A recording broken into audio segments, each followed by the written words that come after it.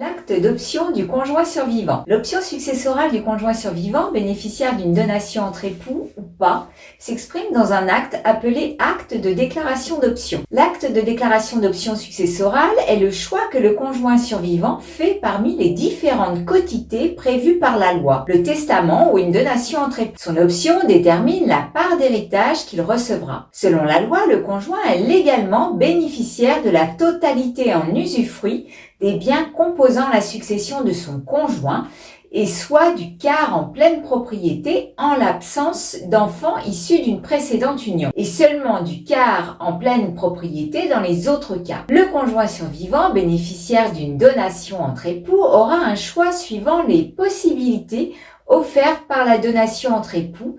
La donation entre époux peut être large avec 3 options possibles. Elle permet, pour rappel, à un conjoint de transmettre la propriété de ses biens à l'autre conjoint, également appelé conjoint survivant au moment de son décès. Cette forme de donation est régie par les articles 1094.1 et suivants du Code civil. C'est donc cet acte de déclaration d'option du conjoint survivant qui va être l'étude de ce jour, que l'on soit ou non bénéficiaire d'une donation entre époux. À tous ceux qui traversent cette douloureuse épreuve de succession, je sais que c'est un moment difficile et je vous aborde avec toute ma bienveillance. Également, je m'adresse à tous ceux qui souhaitent anticiper ce moment et qui s'y intéressent. Je vous propose des analyses, méthodologies et astuces. Bonjour, je suis dans la joie de vous retrouver et pour ceux qui veulent me connaître, je m'appelle Armelle. Vous êtes sur la chaîne Minutum Actus Vitae. Je vous informe sur les bonnes pratiques concernant les actes de la vie. Je tiens également à remercier chaleureusement mes abonnés fidèles pour leur suivi, leur participation active sur les sujets qui les passionnent. Lors de précédentes vidéos, dont une sur le thème de l'option successorale et sur le thème de la donation entre époux, nous avons vu les choix suivant le type de donation approprié. Je vous ai proposé, à partir d'exemples, de visualiser et d'appréhender plus facilement les différentes options qui peuvent s'offrir au conjoint lors de la donation avec choix multiples. Pour ceux que cela intéresse, je vous invite à la visualiser. Je vous propose aujourd'hui concrètement de voir comment s'articule un tel acte exprimant le choix du conjoint survivant et les conséquences de certaines déclarations. Mais avant, souvenez-vous, gardez la souveraineté et la maîtrise de vos actes en vous abonnant. Cliquez sur la clochette de notification afin d'être informé de la publication de chacune de mes vidéos. L'option successorale du conjoint survivant. Quelques rappels.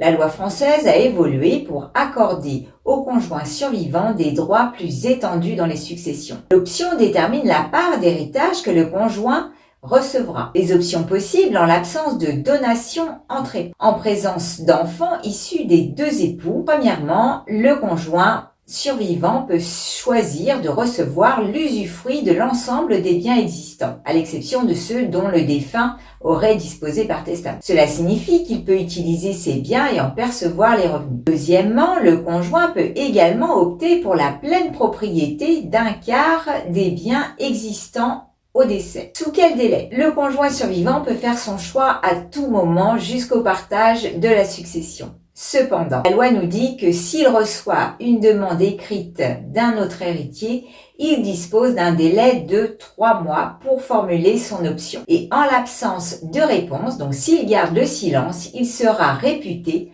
avoir choisi l'usufruit. Sous certaines conditions, l'usufruit peut être converti en une rente viagère à la demande d'un des héritiers, nu propriétaire ou de l'usufruitier lui-même, et le juge tranche en cas de conflit. Toutefois, l'usufruit sur le logement familial et le mobilier ne peut être transformé en rente viagère contre la volonté du conjoint survivant. En somme, cet acte de déclaration d'option successorale du conjoint survivant est un élément essentiel dans la gestion de la succession en sa présence. Il est important de comprendre ses droits et de faire un choix éclairé pour protéger ses intérêts. L'option successorale du conjoint en présence d'une donation entre époux. Pour rappel, la donation entre époux, également appelée donation au dernier vivant, est un outil juridique qui permet d'améliorer les droits du conjoint survivant dans la succession. Elle peut être envisagée quel que soit le régime matrimonial des époux, y compris en cas de séparation de biens,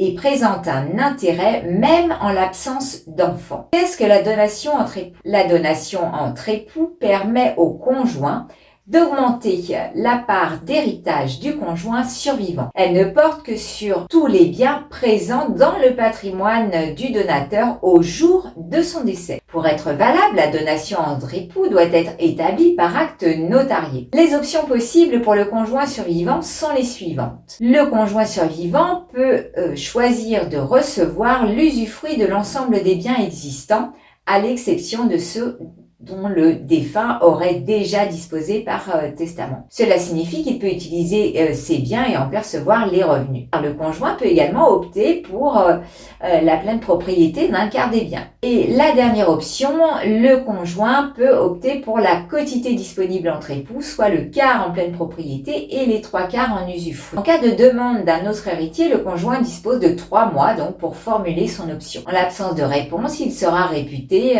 avoir choisi l'usufruit. En somme, la donation entre époux est un moyen essentiel pour protéger les intérêts du conjoint dans la gestion de la succession également. Nous avons rappelé les choix qui s'offrent au conjoint survivant au décès, en présence ou non d'une donation entre époux. Nous allons voir l'acte proprement dit. Qui doit comparaître à cet acte? Le conjoint qui va exercer son option, bien sûr, mais pas seulement. En effet, il est d'usage et même recommandé de faire intervenir les enfants lorsque c'est le cas où les héritiers à cet acte. Ils vont ainsi reconnaître la prise de connaissance de cette option. Que comprend cet acte? La comparution du conjoint survivant d'une part et les autres requérants ou ayant droit d'autre part, comme nous venons de le dire. Les présences et les représentations éventuelles des personnes, donc les personnes qui sont représentées en vertu de procuration sont mentionnées. Un exposé qui comprend l'identification de la personne décédée, donc le conjoint défunt, et le rappel de la dévolution successorale et des qualités héréditaires. La dévolution successorale, pour rappel, détermine les héritiers légaux appelés à la succession. Les noms, prénoms et les liens de parenté de chaque héritier doivent être clairement spécifiés. Également seront énumérés en cas de disposition testamentaire le ou les légataires. La dévolution successorale marque l'ensemble des règles, des actes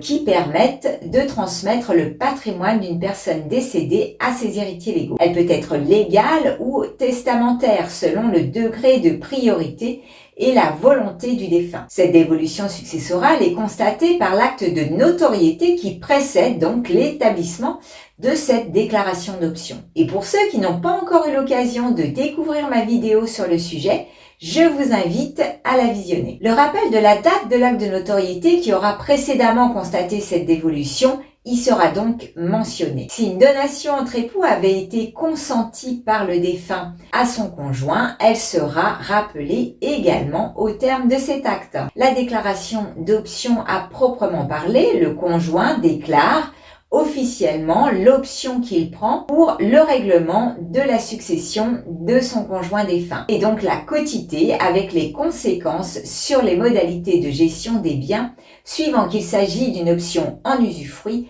ou en propriété ou les deux. Et là, je vous renvoie aussi à ma playlist sur la donation entre époux au décès. Le conjoint déclarera aussi à ce stade qu'il se prévaut de la libéralité, donc de la donation entre époux, ou de ses droits légaux s'il en a le choix. La prise de connaissance de l'option par les ayants droit. Les ayants droit reconnaissent prendre connaissance du choix de l'option à ce niveau, mais pas seulement. Il s'ensuit des déclarations des 10 ayants droit sur les conséquences de cette option, et notamment la renonciation à ce qu'il soit dressé inventaire de la succession, la renonciation à l'emploi ou au remploi des sommes provenant de la communauté, de l'indivision ou de la succession, la renonciation du conjoint survivant de fournir caution dans la mesure où son choix comprend partie des biens en usufruit et le conjoint survivant prend acte des renonciations faites par les ayants droit. Ces renonciations ne sont pas anodines et elles doivent faire l'objet d'une information de la part du professionnel notaire sur leurs conséquences. Notamment la dispense d'inventaire et de fournir caution sont des garanties auxquelles les héritiers renoncent en faveur du conjoint survivant. Aussi, la dispense d'emploi ou de remploi des sommes provenant de la communauté ou de l'indivision ou de la succession permettent au conjoint de décider de l'affectation de ces sommes dans la mesure de son option successorale. L'acceptation de la succession par le conjoint peut être aussi constatée au terme de cet acte. Le rappel du bénéfice du droit de jouissance temporaire au logement du conjoint successible. En application de l'article 763 du Code civil, le conjoint bénéficie d'un droit de jouissance sur le logement, qu'il soit commun ou non, ainsi que sur le mobilier le garnissant. Et en cas de location ou d'indivision, les loyers ou indemnités d'immobilisation seront remboursés sur la succession. Ce droit temporaire au logement résulte non pas de la succession, mais directement des effets du mariage. Ces dispositions ne peuvent donc être écartées. Enfin, le rappel du droit viager au logement au profit du conjoint successible. En application de l'article 784 du Code civil, le conjoint successible peut bénéficier jusqu'à son décès d'un droit sur le logement qu'il occupait à titre principal, que ce logement appartienne aux deux époux ou à la succession du conjoint défunt. Il s'agit ici d'un droit sur la succession et s'il est demandé, il va s'imputer sur ces droits, donc être comptabilisé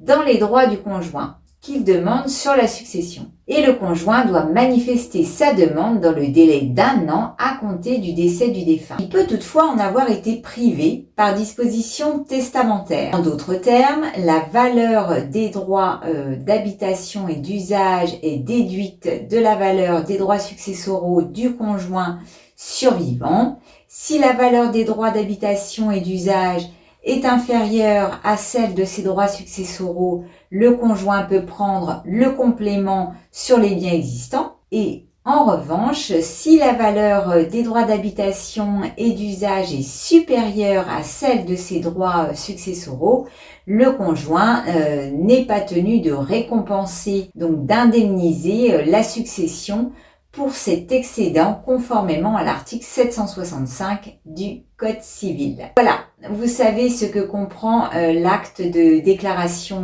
d'option du conjoint. Bien sûr, suit encore dans les clauses, les clauses habituelles de fin d'acte, voilà, que je ne rappelle pas ici. Donc, chaque situation est particulière, à vous de voir ce qui vous correspond et surtout ce qui semble s'adapter à vos besoins. Si vous avez une question particulière, je me propose d'y répondre soit en commentaire, soit grâce au lien que vous trouverez en description de cette vidéo. Merci de m'avoir suivi. J'espère que cette vidéo vous aura apporté de nouvelles réponses. Merci de liker et de mettre un pouce. Mettez vos remarques ou vos suggestions pour toujours plus de contenu juridique informatif pour les actes de vie. Pour continuer à faire vivre cette chaîne, je vous invite à partager autour de vous. À bientôt!